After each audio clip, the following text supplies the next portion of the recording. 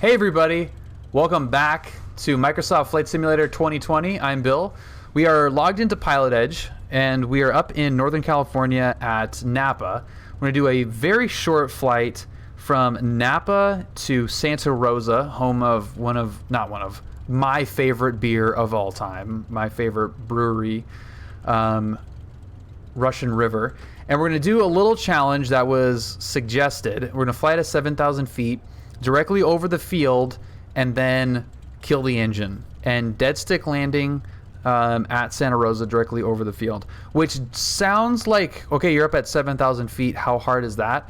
It's actually pretty tricky and stuff that you have to really think about how you're going to manage the energy that you have to land it safely on the runway. It's tricky because you can get rid of energy, but you can't really get it back anyway. So we're going to try to manage that and see how it works in the simulator. These planes do not have a lot of drag on them, so it might actually be harder to judge than it would be in the real plane. But it's a pretty quick flight. We're going to get flight following over there, or at least have. We may actually. We're not going to. I'm just going to have the radios on just so we can have, so it sounds a little bit more like we're actually flying. So cool. We're going to take off this time from runway 19 left out of Napa, and we might, looking at the clouds, need approaching runway 19 left. Some custom weather here. Napa traffic, Skyhawk 204 Lima Echo departing runway 19er left, right crosswind departure to the north, Napa. You guys silly? I'm still gonna send it. All you have to do is follow up a landing on the wrong runway. Entered runway 19 left. It's true. 2,400 feet remaining. Thank you very much for flight. Thank you.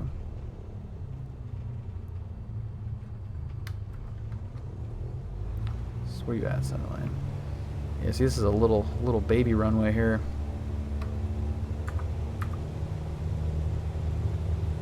Okay, good. That's super pretty looking.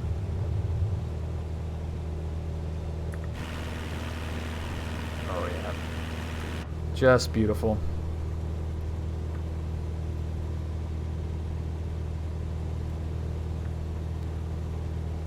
Riding off into the sunset. Napa traffic, Skyhawk 204 Lima Echo, right crosswind departing to the north, Napa. Just gonna cross right over the other runway.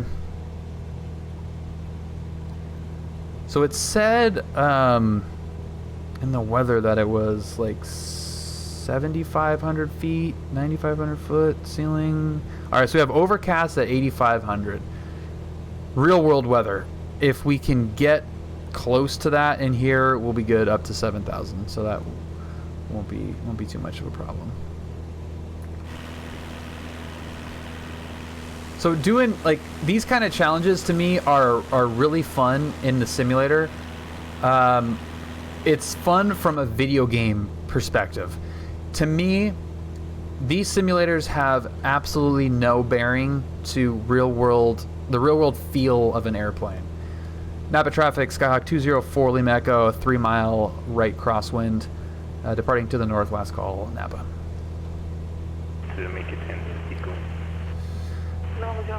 These planes really don't fly like they do in real life. They might be rough approximations of real-world flight characteristics on some level, but I would never do this in the simulator and take that information and knowledge and apply it to the real plane. It's really dangerous to do that, I think. And anyone who is looking for a plane that, and this is a trigger word for me, I really don't like it, but study level aircraft, I don't think that exists. I don't think it exists in home simulators. I think you can study with it, but I look at it more as, those posters that you can get at Sporties with your plane's panel Flight schools have them. I'm sure we've all seen them. You know, you point to like, hey, where's the autopilot altitude hold button? And you can, you know, point to it, or okay, where's the airspeed indicator? And you can point to it. To me, these simulators are basically 3D versions of that poster. 99 Tango, welcome. Yeah, it's nothing to do with force feedback either. It has nothing to do with like force feedback or, you know, having the right controls or anything like that. It's really the it's ones and zeros trying to replicate very complex physics, and it just doesn't do it. Like my good friend Brad, instructor, is a type-rated jet pilot. He goes through Recurrent all the time, and they've got level D simulators, and he's like, they don't fly. They don't fly anything like the real plane. The best one of them, he's always saying like it roughly resembles a real plane, but they're procedural tools. They're not, hey, I'm having trouble holding altitude in my steep turns, let me load up Microsoft Flight Simulator and practice it. For the love of God, no. And that's why CFIs have such a negative opinion of flight simulators, because you can get it in your head that, oh, I know how to land a 172. I've got 5,000 hours in Microsoft Flight Simulator. They're totally different. They're totally different animals. Would you say sim flying prepares you better for IFR because you know the instruments well? It can, but part of the reason why I think the simulator is good for IFR stuff is because IFR is very heavily procedural and is not as much based on feel of the plane. I know that's not really that correct, because obviously hand flying IFR is very, very feel and handling the airplane intensive. But like Adone says here, sims are great for IFR if you have good habits beforehand. So rely on autopilot, even VFR. Rely on autopilot. I did that when I was like, very early student. I briefed and debriefed every flight, and I knew what the simulator did really well, and I also knew what it did not do really well. And the feel of it was one of the main things that I knew it didn't do well. Just how the plane flew, not the feel of flying, because there is no feel. We have plastic and springs and stuff, little actuators. But what it did really well is act as a real life 3D version of that poster. So I could be learning something like how to navigate with VORs. Then I can put it on autopilot. I can dial in the exact frequency of the VOR that I will be practicing that weekend in the real plane and see what the needle does. Okay, I'm twisting the needle. There's the to from flip. That's really cool. So it enabled me to try things that I was reading in the book, try things that, Jason Shepard or whoever was telling me on a video or whatever, and I used the simulator and just really hammered on the stuff that the simulator did well, which was with Pilot Edge, the radio communications. I could use the real checklists. I could point to the things, and even if it was in-op in the simulator, I can say okay, here's where I'll flip this switch, and actually go through all of the steps of the real flight. So by the time I got into the real plane, I had absolutely everything dialed in except for the hand flying the plane part. And I focused on that and soloed really quick. Fokker, have a great night. Thank you. Thank you very much for hanging out tonight. That's when I talk about soloing at John Wayne with 6 hours of total time, doing my solo cross country through the Bravo airspace twice at 12 hours total time. That is only because I use the simulator for what it's good at. Not because all of a sudden I knew how to fly the plane because I had the simulator time. You know, I had previous experience. You know, my Destination ATIS is my 120. dad would fly, so you know I'd been in planes before a little bit. It was a long time ago. You know, I had like raced cars. Like I've kind of always been around machines and just have been pretty good at, you know, driving or riding motorcycles or whatever, boats. So I was able to pick it up relatively quick, but those 6 hours, I was able to focus on flying the plane and landing the plane and almost nothing else in those 6 hours. And then the same thing goes with the 12 hours leading up to the solo cross country. So there's no wasted time in the airplane where I was learning radio communications or learning airspace or learning how to use a checklist. I had already done that in the simulator. I didn't practice in the simulator doing, you know, steep turns or stall. I mean, I did them, but I went through the motions. I go, okay, I'm going to practice for the flight tomorrow. I'm going to do steep turns and stalls. So I would do them, and I'd go through the checklist of how to do them, and then just kind of go, okay, well, what does the sim plane do? Oh, it just does something goofy and whatever. Move on. But I didn't use any of that information in the real plane. I read a post from a real-life pilot that the sim does a very poor job of simulating low speed. Basically, the slower the air moving over the control surfaces, the more you have to move them in real life, whereas the sim doesn't change, making landings way too easy. That is true. It doesn't do low speed very good at all. But I would actually say in a lot of ways it's harder in the sim than it is in real life in a few ways. It's harder in general, I think, but it doesn't do a good job. Whether that, you know, I think it makes it easier or harder, kind of depends on the situation and the plane and whatnot. But you did those flights prior to Microsoft, so which sim did you use? X-Plane. Yeah, I used X-Plane. Yeah, Cultivator. That's a good way to put it. Yeah, it's not harder or easier. It's just very, very different. I think in general, I would say in general, flying in the simulator is harder than it is in the real plane, and part of it is sensitivitiness, variations in controls. There's a bunch of reasons, I think, why. But yeah, like I can hold altitude and heading way better in the real plane than I can in the sim. Like it's not even close. Same with like holding center line and all that kind of stuff. Like it's, to me, it's a lot easier in the simulator. Is that also because of the flat 2D image? Yeah, it's all. Yeah, you can. You know, there's no spatial awareness. There's, you know, and there's no depth. You have no depth perception.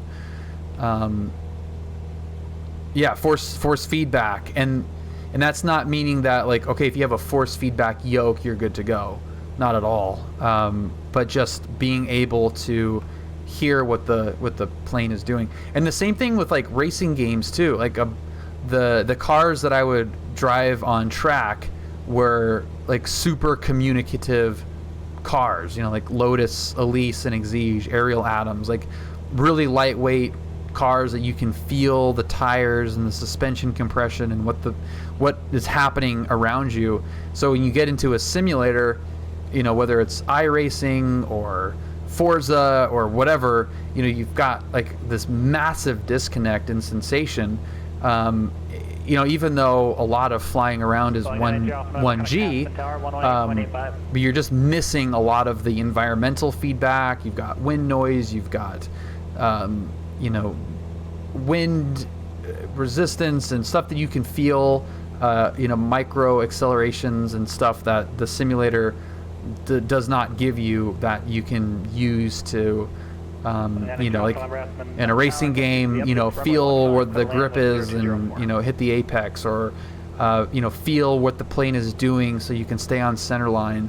We're kind of flying blind and numb in a lot of cases here. So there's our 7,000. We're at a very not appropriate VFR altitude. So I'm going to go up to... Yeah, I'm going to stay here because that's fine. We're almost to our destination anyway. And... Palo Alto is a non-towered airport yeah. on network. What's up, Ablars?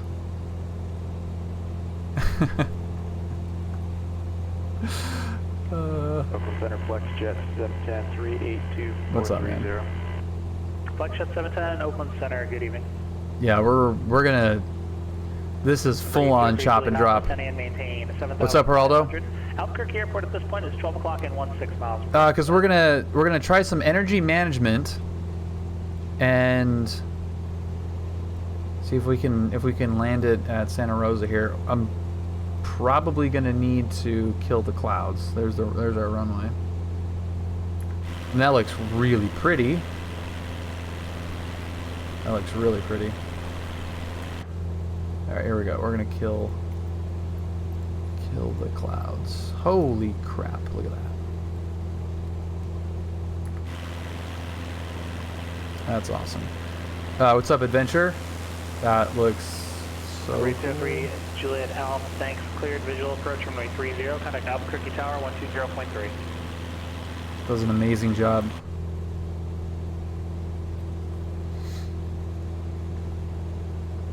So again, practicing something like this, like an emergency landing. If you're like a student pilot and you're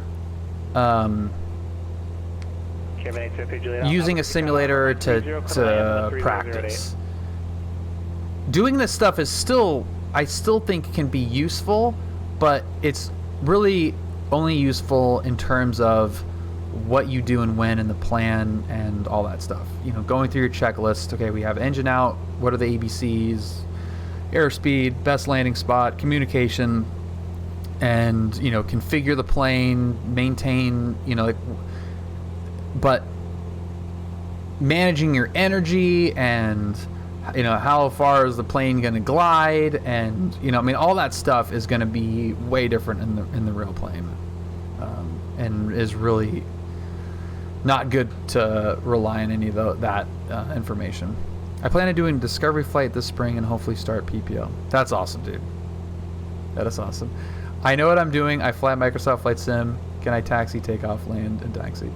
Yeah, that will put the fear of God into him. I didn't specify, so either side. That'll put the fear of God into him. You know, in practicing pattern work, and like it can be useful to a point, but it's really tricky. Pattern work is a really tricky one to get any real make any headway other than just the repetition of the call outs. That can be useful. You know, you've got your airspeed, you've got, you know, going through your GUMPS checks, and then, you know, kind of when you turn roughly, as long as you're not really focused on how the landings go. So as long as you're practicing the procedure of the pattern work, I think it could be useful. Like, I love doing pattern work at John Wayne in the sim. I think it's super fun. Like the steps to land, navigate, etc., all the same IRL in the sim. It just feels and reacts differently than the real world. Exactly. Yeah, it's going to be very, very different. Maverick, what's up, man? Happy Tuesday.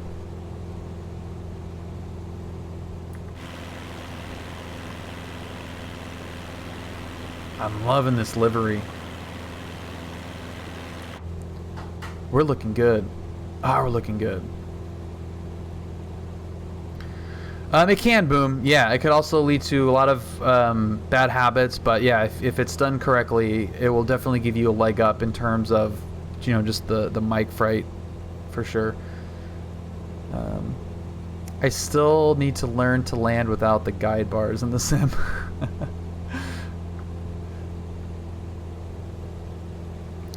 I had my commercial multi-check ride yesterday. DP had me emergency descend from 7,000 over an airport within the 3-mile pattern Thankfully, he gave me one engine back to land. That's awesome, man. Yeah, dude, congrats. That is super, super cool. Where's our airport?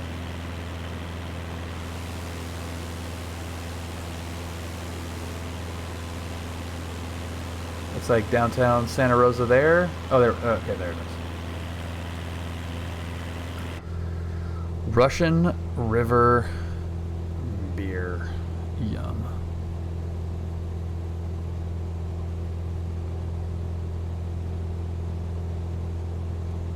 Yeah. Yeah, a lot of truth to that, Ro, for sure.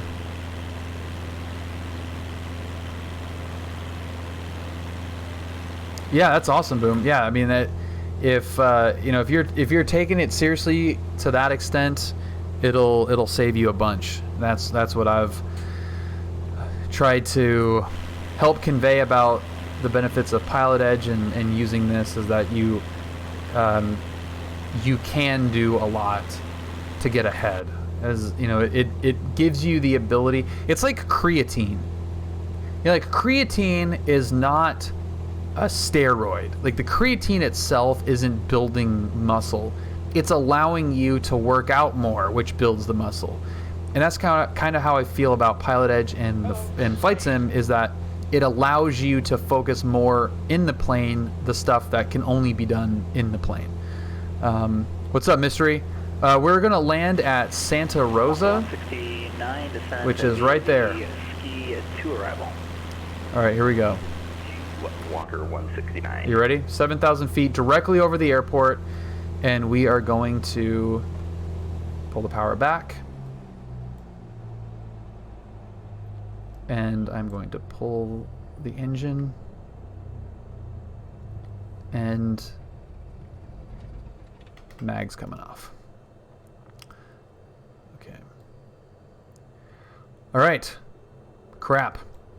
So unlike a situation where you are trying to glide to a spot, you know, we're gonna land in, you know, like if that field over there is the only place nearby, like we need to stretch in order to get there. This is the opposite problem. We're directly over our landing spot, and that's another good thing to remember as well. Is that sometimes your best emergency landing spot is behind you or below you. And that's a really critical thing, that in the event of an emergency, it's easy to get fixated. I'm going to turn off the radios too. It's easy to get fixated in front of you because that's obviously the easiest to see, but you know, may not always be the best. Yeah, we're right over it. My parents own a 182 in the 60s. That's awesome. Went belly up on a flight and they had to land on a road. That's crazy. Yeah, you always got to be ready for it. So now we have multiple runways. I really am not at this point going to care about what the winds are doing, but dude, we're at 7,000 feet. We're at best glide. And I have a little bit of time. I can check the weather. So it's 150 at 5. 150 at 5. So I'm going to try to land runway 14, which is right there. So if I can make this, if I can time this right, we have flaps, we have slips, we have no flaps, we have no slip, obviously. So we've got a couple of options where if we need to get rid of some energy, we can do that to some degree. This is still not a plane that is going to lose a ton of energy quickly like a Bonanza. Like, we don't have landing gear. Yeah, don't. 3900X is the CPU, yeah. Would this not be an ideal situation to have an engine failure? I wouldn't say that it's not ideal. I would say that it may not be as apparent right away if you're not thinking about the fact that you're right over a runway. But yeah, I mean, being directly over a runway or over an airport, yeah, is super ideal. It's just a different type of procedure to get down. And now here's where I'm going to start to have to make a tough decision. We're at 4,500 feet, and it's just kind of visually seeing like how long it's going to take to get down. I don't want to have too much energy, obviously, but I also don't want to have not enough energy, because we can't get it back once we lose it. And if we have too much, we also can't go backwards. So if you overshoot the runway, there's not much you can do to stop the plane. You know, if you're going too fast, you're going to be screwed. So like dive bombing the runway is not a good procedure potentially.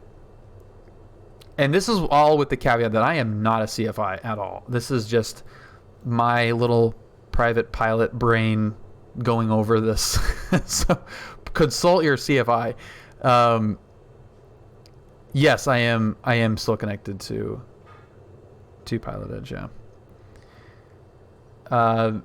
So I am, we have time here to time it, but you don't want to have, like I said, too much energy. So pointing the nose down because we're right over the runway and hauling ass and getting there, you're going to be going, way too fast, and you're not going to be able to slow down in time.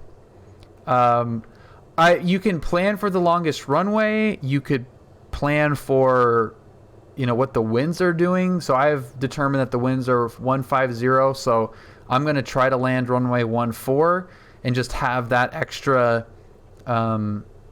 headwind to help. And, that will help shorten the ground roll, because that I am pretty confident in my ability to not cut it short, but I'm going to err on being a little bit too fast. Which is fine. So we're at, I'm trying to see, this is tough, like 2,500 feet. I'm going to extend. I'm going to extend here. I'm still going to be within gliding distance of the runway. And I'm going to just keep an eye on the altitude a little bit. So I'm nice and high, like way high. Like we could glide all the way out there if we needed to. But the problem is we want to land there. So this is where we can use some techniques to help dissipate energy. Not, like I said, not as effectively as we could if we had landing gear or something, but we can still dissipate energy, and we're going to not worry about flat spotting the tire. So we're going to be all over the brakes, and that is going to help save us in the plane. But yeah, we're looking good here. I've been pretty decent at keeping our best glide on this. Okay, so now I'm kind of looking at I'm gonna need to drag up a little bit. I have the runway made right here, so I'm good. I could glide to the end of the runway if I want. So I'm gonna use what we got left here in terms of altitude to bleed off.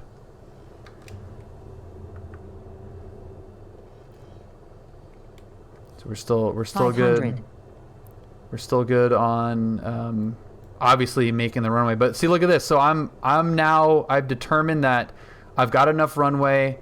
Let's just get this thing down on the ground.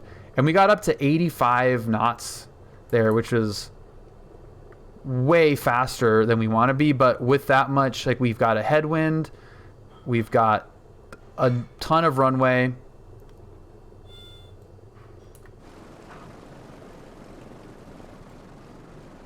And now there comes the nose wheel. And it's... Did it start? Did it just start up? Why did the engine just start up? Oh, weird. Yeah, the key just turned on. And the mixture went in? That's weird. Yeah, it just like randomly started up. Okay, and then master status is dead stick rolling right into the hangar without any help. Is we're gonna go right to our mechanic.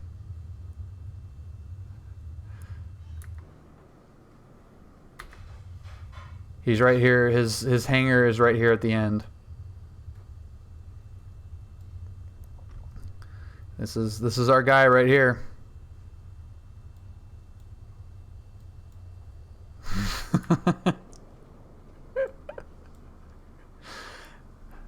Like a glove.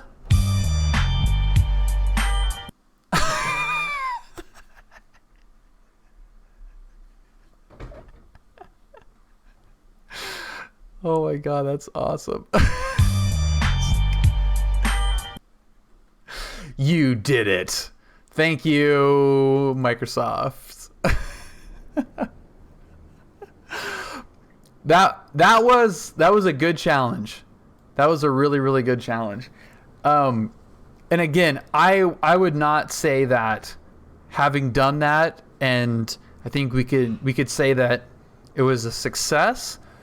I would not think that, oh yeah, I'm good to go for, 7,000 foot emergency engine out dead stick descent at all. Like have no way, man. I would have had checklists. It would have been much different. And I also would have just pulled the chute. Most importantly, I would have just pulled the chute. Yeah, I would be, it would be lots of F-bombs. Yeah, but right, we talked through it, and even though, you're not, I'm not using the checklist, there's still some stuff where you could, no, this is untowered. Yeah, this is untowered. So this is the Wild West. We like simulated a full on, everything died. But going through, like, talking about what you would do is just as important as actually doing it sometimes, when you're like, okay, well, now I would have the checklist and check the checklist. Like, just knowing that is important as part of your procedure, and using the simulator to help supplement whatever you're doing. Part of that is as well the pattern work stuff. It's like, okay, I know that I'm doing this, but the plane doesn't really do that, but I'm still going to say it. You need to repeat that in the arrow so everyone can see how much faster it falls. It's way faster. What's up, Dave?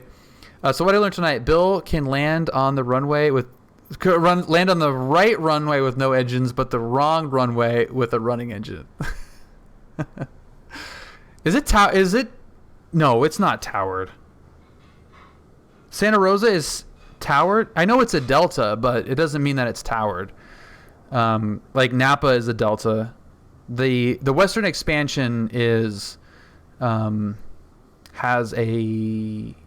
limited number of airports, but is it really? Dude, it's not covered. Come on, get out of here.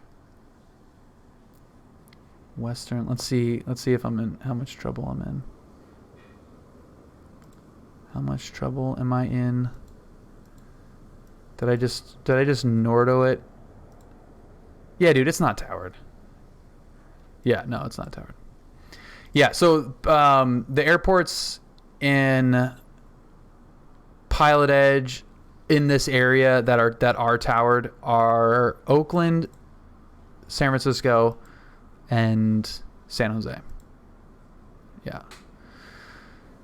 And then you've got Sacramento Executive, Monterey, Fresno, Reno. Like it's a lot. Redding. Oh, Redding's towered. Whereas ZLA is, if it's towered in real life, it is towered on Pilot Edge. So it's ZLA is totally 1-to-1, which is freaking sweet.